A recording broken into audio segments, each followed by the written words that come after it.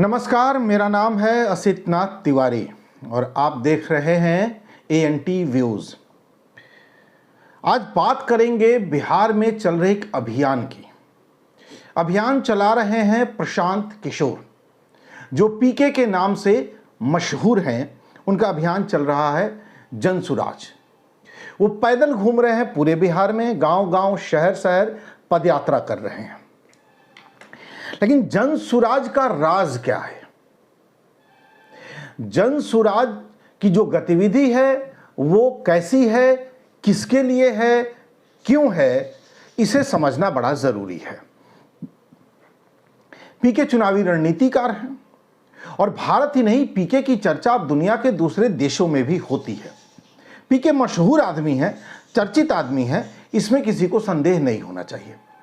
प्रशांत किशोर ने भारत के कई बड़े राजनीतिक दलों के लिए काम किया है, भारत के कई बड़े राजनेताओं के लिए काम किया है और 2014 में तो नरेंद्र मोदी ने भी उनको अपना रणनीतिकार बनाकर रखा था। 2015 में बिहार के विधानसभा चुनाव में ऐसा लग रहा था कि एंटी इनकम्बेंसी है, नीतीश कुमार जी के खिलाफ लोग हैं और नीतीश कुमार जी ने प्रशांत किशोर की सेवा ली और उसमें नीतीश कुमार की बड़ी जीत हुई। 2014 में नरेंद्र मोदी जी की बड़ी जीत हुई। लेकिन क्या इन जीतों का श्रेय सिर्फ प्रशांत किशोर को जाता है? क्या सिर्फ पीके रणनीतिकार थे इसलिए नरेंद्र मोदी जीत गए? 2014 में तो आप में से अधिकतर लोग वोटर थे, वोट देने गए होंगे और आपको भी पता है कि नरेंद्र मोदी की प्रचंड जीत किन वजहों से हुई। आगे बात करते हैं।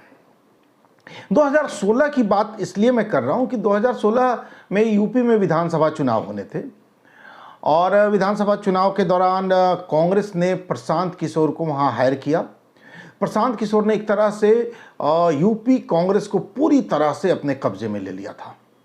राजबब्बर प्रदेश अध्यक्ष बनाए गए थे और प्रशांत किशोर ने वहां एक नारा दिया, 23 साल यूपी बेहाल।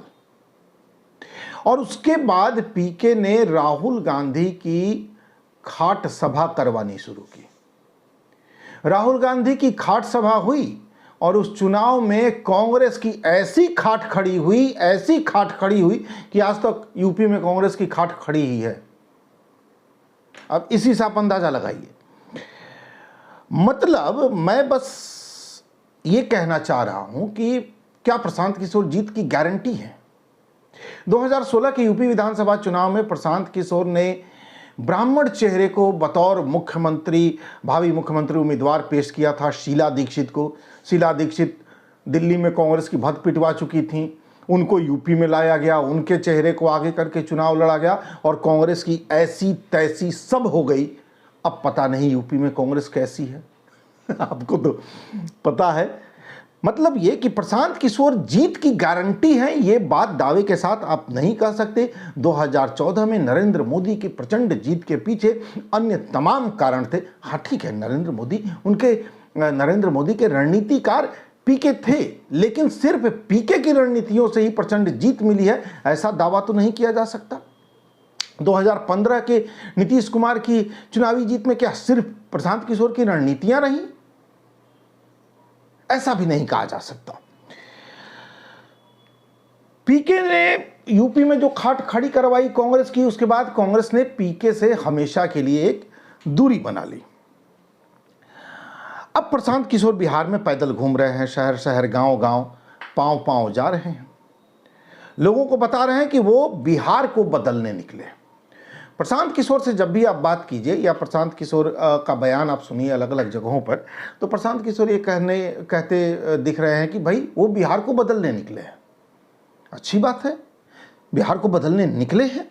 तमाम लोग ये बात कहते हैं। राजनीति में जो भी नया आएगा यही बात कहेगा कि भाई वो क्षेत्र का विकास करने आया है, बदलने निकला है, बिहार को बदलने निकला है। कुछ देश को बदलने निकलते हैं। लेकिन एक आम नागरिक के तौर पर हम किसी भेड़ दौड़ में शामिल नहीं होना चाहते कि भाई कोई एक आदमी आया, वो भेड़ की तरह हमें दौड़ा दे, हाँक दे और हम दौड़ने लगे उसके पीछे पीछे।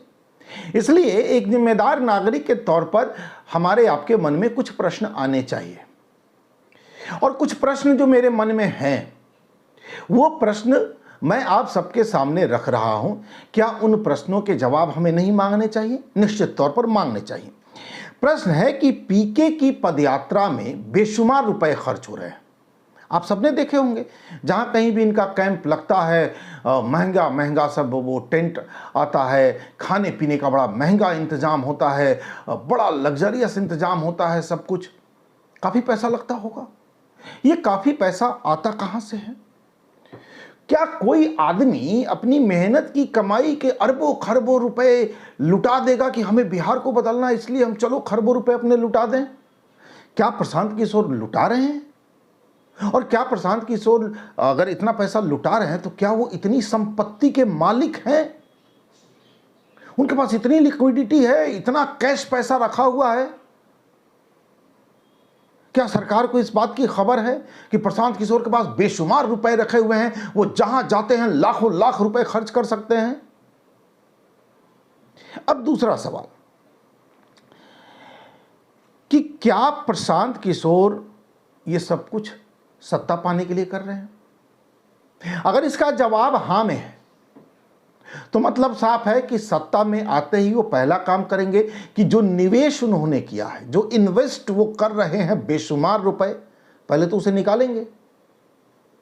और अगर वो सिर्फ सत्ता पाने के लिए काम नहीं कर रहे हैं, सिर्फ बिहार को बदलने के मकसद से इतने रुपए खर्च कर रहे हैं, तो इतने रुपए बिहार को बदलने के लिए खर्च करने वाला यह आदमी तो महामानव है, ये तो महान कहा जाएगा। लेकिन ये रुपए उनके पास आए कहां से? क्या वाकई उन्होंने इतने पैसे कमा लिए हैं, या फिर इस मुहिम के लिए कहीं और से पैसा आ रहा है? ये भी एक सवाल है ना।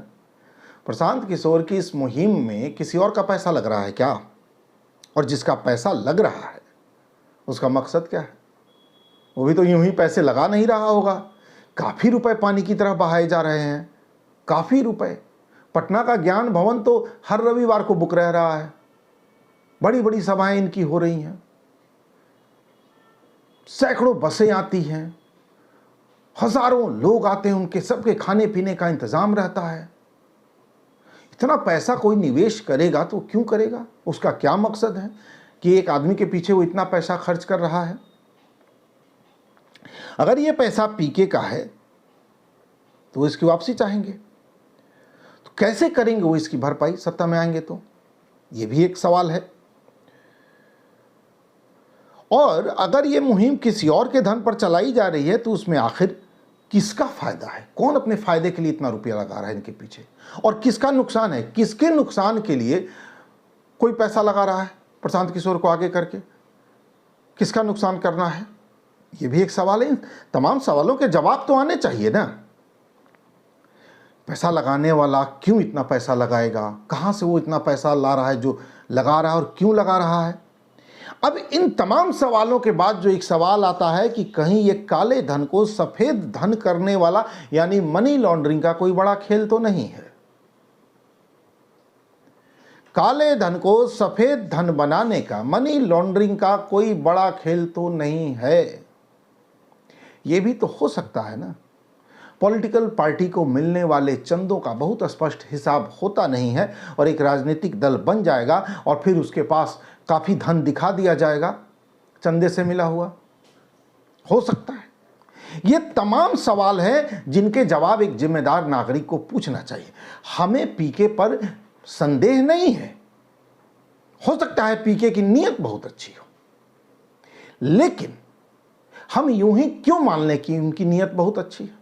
क्योंकि हमें जो दिख रहा है, जिस तरह से वो खर्च कर रहे हैं, जिस तरह से उनके कार्यक्रमों में पैसा पानी की तरह बहाया जा रहा है, वो देख के तो हमें प्रश्न करना ही चाहिए कि इतना बड़ा निवेश आप करके राजनीतिक दल बनाएंगे, इतना बड़ा निवेश करके अगर आप कोई कुछ सीट जीत गए तो पहला काम तो करेंगे कि ये पैसा निकालेंगे। कैसे निकालेंगे?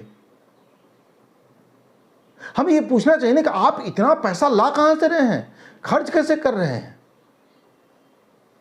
तो इन सारे प्रश्नों का जवाब एक जिम्मेदार नागरिक के तौर पर लेना हमारा हक है, अधिकार है। और इस मुहिम पर सबकी निगाह भी है, लोग देख भी रहे हैं। अगले किसी एपिसोड में, अगले किसी वीडियो में हम चर्चा करेंगे प्रशांत किशोर जो राजनीतिक दांव खेल रहे हैं, उस राजनीतिक दांव में सफलता की गुंजाइश कितनी है। ध्यान रखिए, प्रशांत किशोर कोई चमत्कार नहीं है, प्रशांत किशोर जीत की गारंटी भी नहीं है। नमस्कार।